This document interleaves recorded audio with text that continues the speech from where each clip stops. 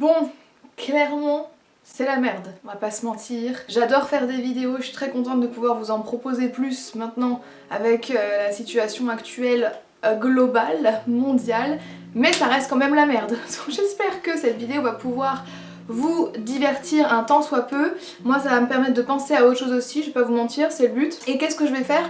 Je vais vous montrer les livres, le book haul du confinement, mais genre jamais de ma vie je pensais faire ce genre de vidéo avant.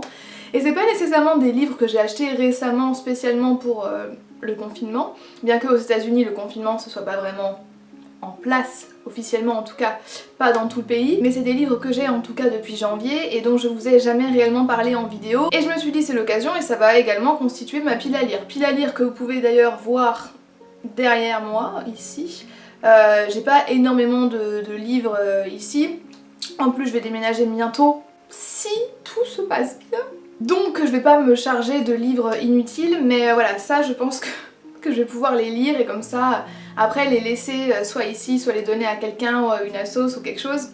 Enfin bon, bref. Je vais commencer tout de suite avec des livres que j'ai reçus en janvier de la part de Louise, qui était donc un cadeau de sa part. Et je suis vraiment super contente parce que c'était des livres qui figuraient dans ma wishlist depuis un petit moment. Le premier c'est Comment le voile est devenu musulman de Bruno Nassim Aboudrar aux éditions Flammarion dans leur collection Chant Essai.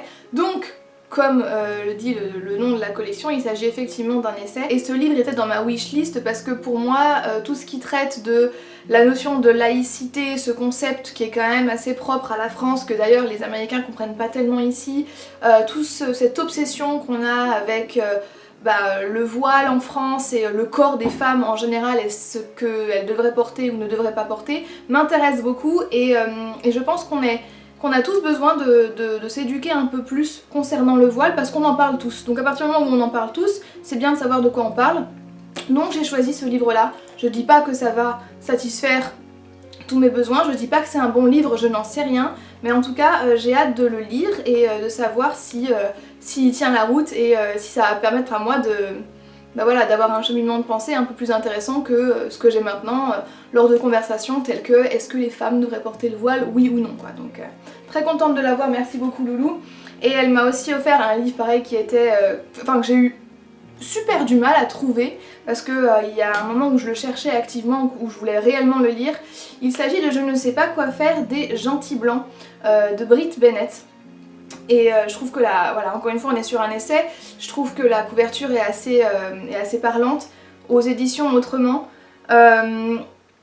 j'ai remarqué quelque chose dans les éditions Autrement, c'est que leur traduction, lorsqu'il s'agit d'un texte anglophone vers une traduction francophone, est pas... hein, bon, il y a des... pas terrible, mais je l'ai déjà lu, je vous en parlerai dans un bilan lecture. Super contente de l'avoir, c'est une collection d'articles journalistiques que Brit Bennett, qui est une journaliste, a rassemblé en un seul livre. Donc elle parle bien sûr de son rapport à la race puisque c'est une personne noire, noire américaine. Elle parle aussi beaucoup de la pop culture, pareil, qui l'ont aidée à se créer une identité raciale. Et elle a une approche qui est assez intéressante et des réflexions qui sont assez intéressantes. Je vous en parlerai de toute façon dans un bilan lecture plus en profondeur, mais voilà de quoi ça parle si jamais ça vous intéresse. Je pense qu'il faudra que vous le commandiez parce que en librairie je crois qu'il est limite introuvable. Et toujours dans le même esprit, quand j'étais chez Loulou en janvier, étant donné qu'elle m'avait fait un cadeau, elle m'a acheté le préquel ou le séquel, je sais plus, de la saga Endgame de James Frey. Et en fait, elle me l'a acheté parce qu'il était dans ma wishlist, mais moi je ne savais pas que c'était un préquel ou un séquel. Je pensais juste que c'était l'intégrale de tous les tomes. Bref, du coup on est allé à Gibert Jojo et je décidais de me prendre le tome 1 parce que c'est vrai que c'est une saga dystopique, il me semble, qui m'intéresse beaucoup depuis plusieurs années. J'avais entendu Lemon June en parler en bien et elle en avait vraiment fait les éloges et depuis je me dis que j'ai vraiment très envie de le lire. Donc comme dit, je crois que je l'avais payé genre 5 € ou quelque chose comme ça. Il y a un truc qui est super pénible aux États-Unis, c'est que le double vitrage, genre ils ne connaissent pas. Donc là j'entends tout ce qui se passe à côté.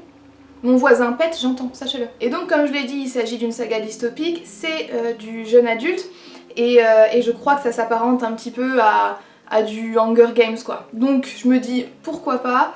Il y avait eu une très grosse promo autour de ce livre là et je l'avais pas acheté quand il avait fait parler énormément de lui et là je me dis clairement c'est l'occasion et est-ce que j'ai envie de lire de la dystopie en ce moment? Je ne sais pas. Peut-être, peut-être pas, je ne sais pas.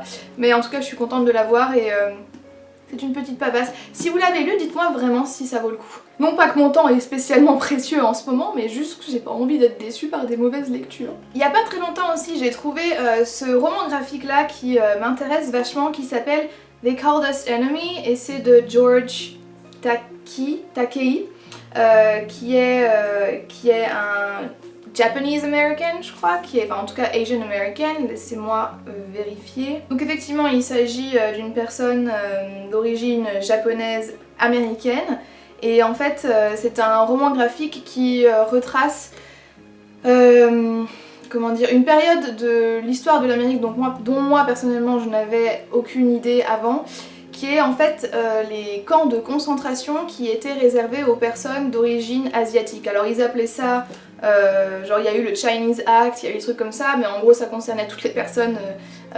asiatiques et on les mettait dans des camps de concentration. Voilà, donc pourquoi je ne saurais pas vous dire, comment je ne saurais pas vous dire, je suis très peu éduquée en ce qui concerne comment dire, ce phénomène, ce moment de l'histoire américaine. On n'a jamais réellement parlé. Donc du coup, voilà, ce livre-là m'intéressait et je trouve ça intéressant de l'avoir sous forme de BD / roman graphique. Et je trouve ça encore plus intéressant puisque l'auteur de ce livre a lui-même, lorsqu'il était petit, était dans un camp de concentration réservé aux personnes asiatiques. Donc voilà, on part sur quelque chose d'assez lourd, mais je suis très contente de l'avoir en ma possession puisque ça va me permettre d'en savoir plus. 2 salles, 2 ambiances avec Empire... Je disais Empire of Blue Water, qui est un livre en fait que j'avais trouvé en brocante, enfin en brocante, mais absolument pas, en friperie. Aux États-Unis, dans les friperies, il y a souvent un rayon livre, donc là, ma petite vie, ma petite passion, parce que j'adore friper les vêtements de base, et ainsi en plus il y a des livres, mais alors là, la cerise sur le couscous. Et donc j'ai trouvé ce livre-là, c'est un hardback. Tous les gens font ça quand on parle de hardback, hein. On sait jamais, au cas où on vous ment, au cas où on vous fraude, non, c'est vraiment hardback, la preuve, je toque. En soi, je trouve que l'objet est beau, déjà, donc comme je vous l'ai dit, c'est un hardback. Les feuilles ici, je sais pas si vous allez pouvoir le voir, elles sont un petit peu... elles sont découpées. Que se passe-t-il sous la jaquette? Absolument rien. Voilà, rien d'intéressant sous la jaquette. Et en fait, je connais rien du tout de ce livre. Je l'ai juste pris parce que ça parle de pirates. Et j'en parle pas souvent sur cette chaîne, mais j'ai une petite obsession bizarre avec la piraterie. Vraiment, je suis très intéressée par ça, ça me fascine.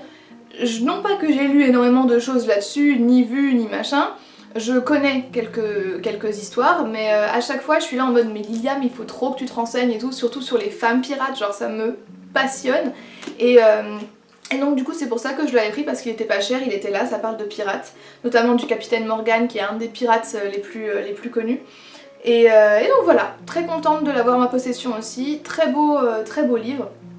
Et ça va me faire du bien en fait de changer aussi un peu d'atmosphère et voilà, de lire ce genre de choses. Et enfin le dernier truc, mais alors là mais vous allez halluciner genre, parce que ça sort de nulle part.